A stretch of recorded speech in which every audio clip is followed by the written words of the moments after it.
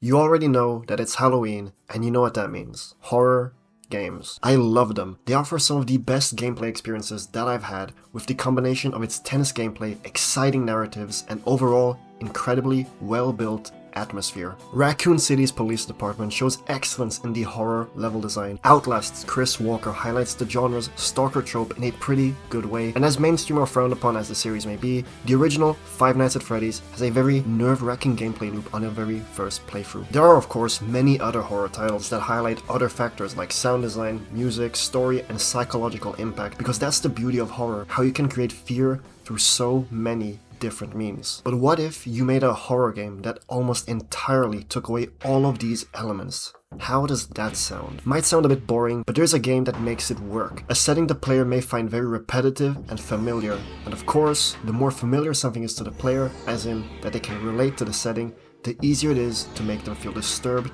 once you start changing that familiar setting. The game in question is a small Japanese indie game called The Exit 8. I remember stumbling upon The Exit 8 through a Let's Play, but I'm not quite sure from which YouTuber. The Exit 8, considering the size and scope of the game, actually turned out to be a pretty big hit. The game sold 2 million copies as of August 2025, has millions of views from content creators playing through the game since its release, and even got a movie adaptation, which released this year, with some pretty good reviews. Mighty impressive stuff for an indie game, don't you think? Before we can go any further, there might be a lot of you that have not heard of this game. Despite its popularity, it's still a very small game in the vast ocean of games out there. So let's take a quick look at Wikipedia and see what it says about the Exit 8.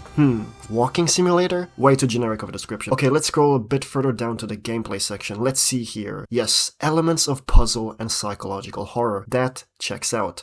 Guess you can trust Wikipedia sometimes. The Exit 8 is in the simplest terms a puzzle game. Set in a subway station in Japan, the goal of the game is to exit the station through the titular Exit 8, starting at Exit 0, meaning you have to go through 8 levels before you can reach the end of the game. However, you can't just walk straight ahead and leave the station, as before you know it, just following the signs will lead you back to the start.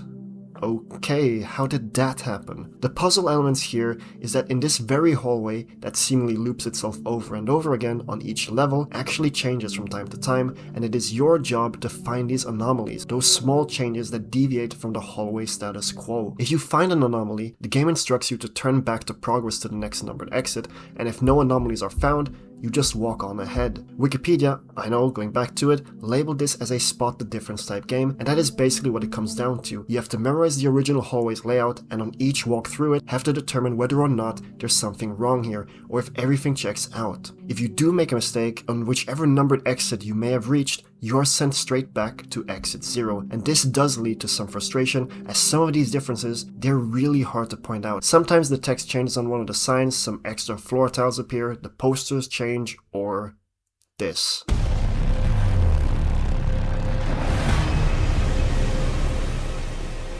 The last example I showed on screen, that's one of the main reasons how this game got to me. It actually made me, well, on edge. I wouldn't say scared, but it made me nervous on what's next to come. We as humans, we're pretty used to routines and the like. We are creatures of habit, and whenever something out of the ordinary interrupts what we deem as habitual, it can strike a sense of urgency and even dread, since that means that we are going to be going into uncharted territories. The hallway in Exit 8 is superbly well done. It's a very familiar location that a lot of us can relate to. A typical subway station with some advertisements, tiles that leads people to the next area, signs giving you clues to find your way out of there, and a man that's minding his own business. Visually, it's as liminal as you can get. Sonically as well, although not doing much, does just enough to sink its teeth into you. You hear the faint hum of the overhead lights and the echoes of your own footsteps, as well as the man's, which fills out and creates that ambient sound, creating a sense of normality. As you pass through these halls over and over again, you will at some point subconsciously realize what the core elements are of this eerily quiet subway station. So when you do spot something that stands out, no matter if it's early in your very first playthrough or on a repeat playthrough much later on, there's always going to be a sudden rush, be it small or big, that grips you,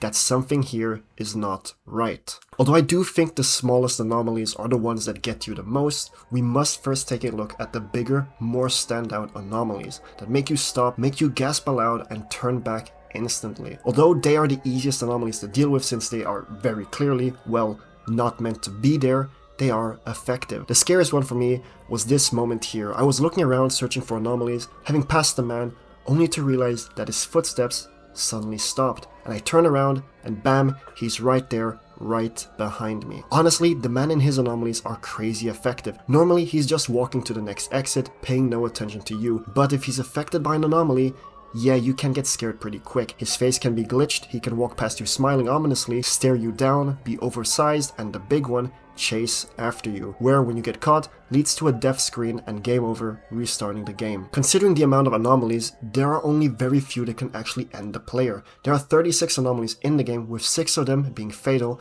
making those 6 stand out from the bunch. The blood water that rushes you, the Shining-esque twins, getting jumped by the camouflaged entity, taking the wrong exit, and when curiosity killed the cat, and you enter a door that was not meant to be open. Honestly, can't blame the player. I would probably do the same if I was stuck in a situation like this, I think. Since they do stand out so much, it doesn't even make you reconsider or doubt yourself. It instantly sets off alarm bells in your head saying, hey, we've got to go. This is a clear break in the pattern. This is not safe. But it's not just the fatal ones that do this. Take the lights flickering on and off, or the woman staring at you from behind the door. By being so different from the status quo, it breaks the habit and creates a sense of tension. But the most effective creation of this emotion from this game comes from the self-doubt that you give to yourself whenever you enter the hallway like this.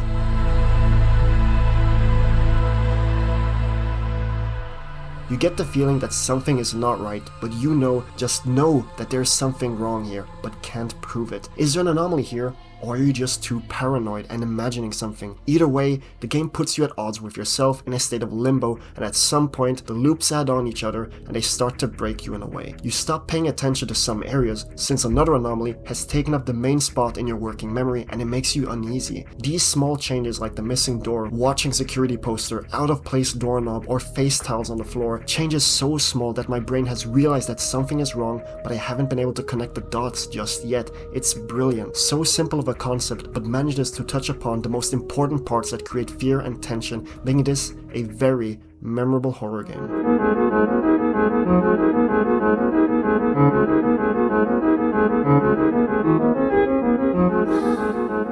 I know this video is pretty short, just like the game itself. In fact, if you know all the anomalies in the game, you could beat the game in a shorter amount of time than this video. However, I just wanted to make a short video on this quite, well, fascinating horror game for me. Plus, it's the first time I've made a video to be released on Halloween. Isn't that cool? Also, quick self-promotion here. At the time of writing this, we are currently 17 subscribers away from hitting 1,000 subscribers. So if you've enjoyed the video thus far, I do hope you could leave a like and a comment. And if you really felt like it, subscribing too. And I hope that you'll enjoy my other videos. I am pretty inconsistent with uploads, but I'll be trying to make at least one video a month. But with that said, thank you for watching all the way to the end.